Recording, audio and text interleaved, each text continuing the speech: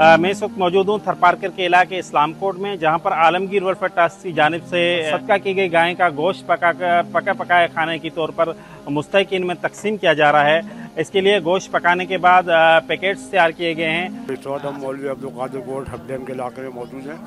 जैसा कि गुजरता कई बरसों से सिलसिला चल रहा है, गर्म कपड़े, खाना, बिस्कुट, पापे वगैरह जो भी अलग तफीस देता है वो यहाँ लाके बांट देते हैं। आलमगीर वालों को बहुत अच्छा वो मतलब काम कर रहे हैं। इस इलाके में कोई आता नहीं है।